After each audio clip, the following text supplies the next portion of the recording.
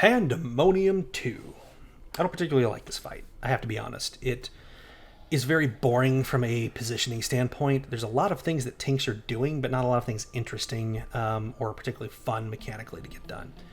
So stepping into it, the first thing and the most important thing you need to know about this fight is, of course, there are no positionals on the boss. You'll be facing wherever everyone can get off all their full rotations without any issues. That means nowadays in Party Finder, they're mostly trained to watch where the boss is looking. If you're the main tank, the boss is looking at you. So let's talk about ways to take advantage of that. First things first, you have tank busters. The double tank busters in this fight can be invulned by a single tank, and I recommend that you do it. As a warrior, you can do 1, 3, and 5. That's 3 out of the 5 double tank busters in the fight you are essentially removing as a mechanic from everything. It's a quick OGCD heal and some self heals on your own side, and you're back up in good shape. It's no worries whatsoever, and I highly recommend you invuln as many of those as you can just to save some healer strife. Sewage Deluge is a good opportunity for Shake It Off. The other one is Coherence, which we'll talk about in a second. So if you have 2 tanks and you want to plan out your mitigation strategy, just make sure you're dropping some big things on both of those. This particular fight, I don't have to do too much as the main tank. The off tank is going to be the one that's taking these tethers, and I'm going to be holding the boss where they need to go. And so what I'm going to be doing here is mainly talking the off tank steps. So after that cleave, off tank, perfect movement right there by this fella. Ran up, grabs the tether straight up there. Main tank at this point can gap close. At this point I just kind of walked up because I was already there. Good opportunity for a reprisal here, because while the off tank who's taking the tethers probably not going to be taking too much damage, your main group is going to be taking a lot. Like, without a little bit of extra mitigation at that point, you're going to get hit. So again, good time for Shake It Off or other group mitigations. Reprisal if you got it. Even if that's all you have, that's going to be good enough.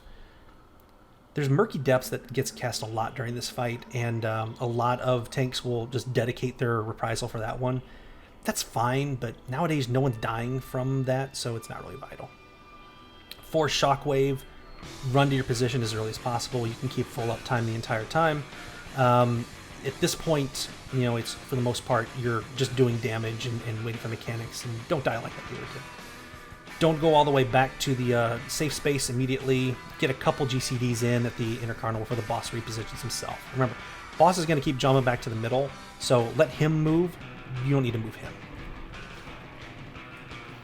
Predatory is up here. We're going to have to relocate for this cleave, and so it kind of brings me to the point of talking about what you should do in these situations as a main tank. Should you go back to the safe space, and then the tanks and DPS would spread at that point that have those markers? And I'm a firm believer is you stay exactly put. There's plenty of room for both of those parties to go in the opposite directions and keep your main party in the same spot. There's no need to worry about it. It'll just make people confused if you all try to spread around. Channeling Flow, this is really the only tricky one positioning wise in the fight. As a main tank, you want to hold them in the middle for as long as possible. The problem I see here is the off tank is on the other side, who's not quite at max melee, so I like to take a couple steps back right before things. It is going to break melee on the other side, but at the same time it's more safe.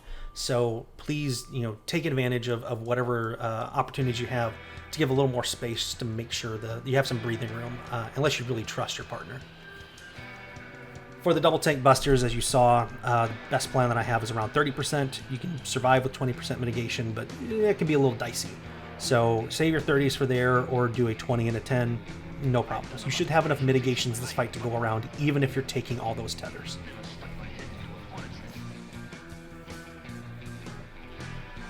Once again, Sewage Deluge, let me tell you about my pet peeve here. I didn't get to talk about it last time. During the phase transition, walk around the grates.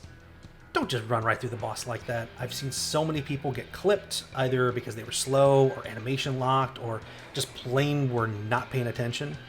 Keep your boots dry, walk along the grates. Just keeps them moving a little bit cleaner.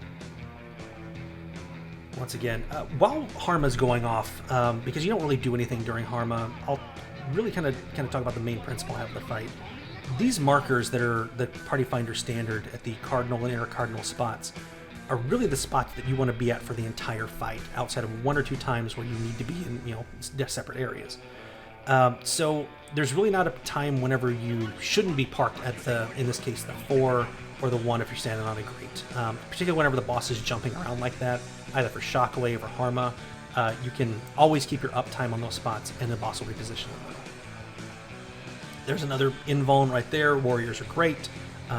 Easy. I'm so far away from the group that no risk at all for anybody. Good position for anything. I really need to shrink the size of those summons. They're so big.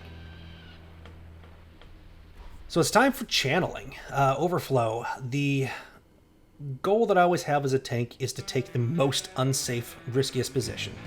Why? Because I really don't have any downtime. On this fight in particular, I can just run around the edge, do damage the entire way. As long as I don't hit one of my gap closers, I'm not animation locked. So take that unsafe spot, reposition. I could greed a little bit more here. There's enough time for 2, potentially 3 GCDs right before you have to reposition. We'd already taken a few hits in this fight. We were down a few people. We're actually going to lose some more people later on in a really bad situation. So anytime I start losing people, I go immediately back to these safe strategies. I stop greeting as much. As a tank, you want to make sure that you're holding things together and keeping everyone calm and cool and collected. Let the other DPS and healers try to burst a little bit more if they want to adjust, but you should really be very cautious at that point, especially after 1 or 2 wipes. You don't want to be the one to mess it up after we've tried to recover. So once again, I do not get predatory in this situation. I will still do the movement that I like to see in a person who has the marker here, just to give an indicator. So I see that the head is on the other side, so I know it's going to be either in the A area or the D area. So I move to 4. Then off tank again does a really good thing here.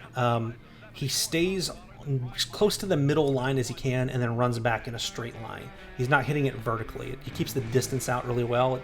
It's kind of like you're going for a touchdown right along the out of bounds. That's how it is going to keep that distance as far as it can be mathematically from the rest of the group.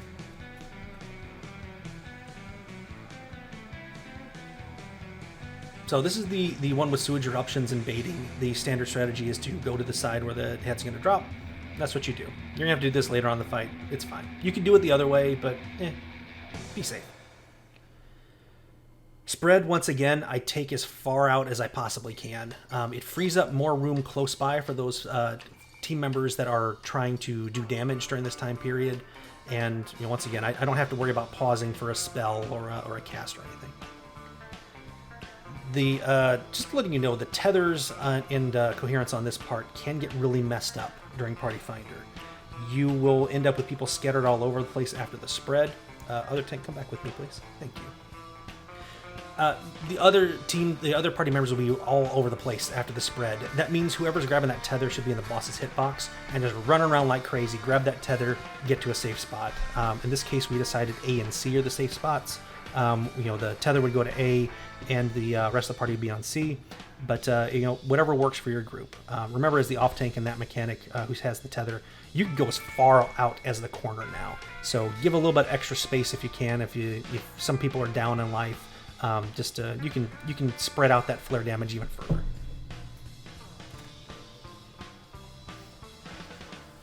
So we're going back to channeling at this point. This is the easy one. Again, I have to do my arrow first, so I don't have to do the tether. This off tank does everything perfectly. Grabs it and then runs right on up, hugging the unsafe spot. That's where you want to be as a tank that grabs a tether. So that's just in one single image. I can show you here's where you need to be for both positions, and that's just a great. I really enjoyed this off tank. He was doing really well. Remember, there's no AEs here, so you can all kind of mash up there. Don't be like our DPS and try to greed or, forget. This is me actually forgetting that the double tank buster is later, so I'm running back to stack up for sewage eruption. So we're in the perfect spot for where to stack and spread. We're going to do the same thing, and then there's going to be the tank buster. So I'm just a little bit early.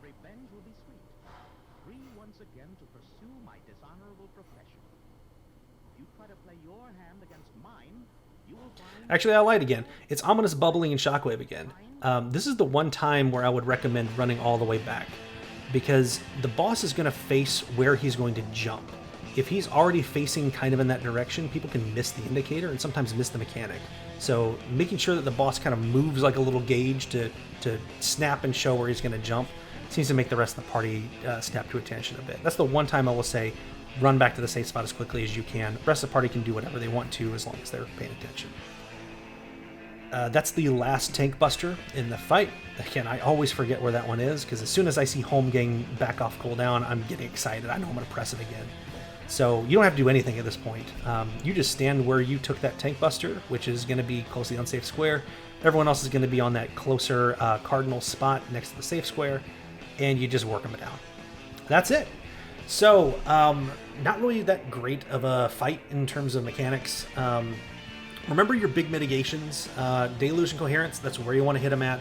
Work out a strategy with your off tank to space things out. Some off tanks are really good in this, to pair with the warrior, but honestly, you can make it work with anybody. I recommend invulning as many double tank busts as you can, particularly that last one, because it can get her really squirrely.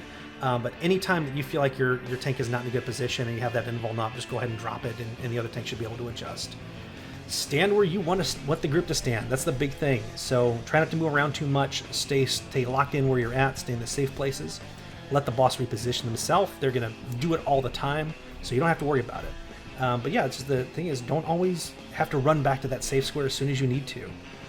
Remember that he's gonna pause to cast Murky Depths sometimes, and those are perfect times for you to adjust and move. So we will take you into P3S next. Thank you all for paying attention, and I hope this was helpful. Have a nice day.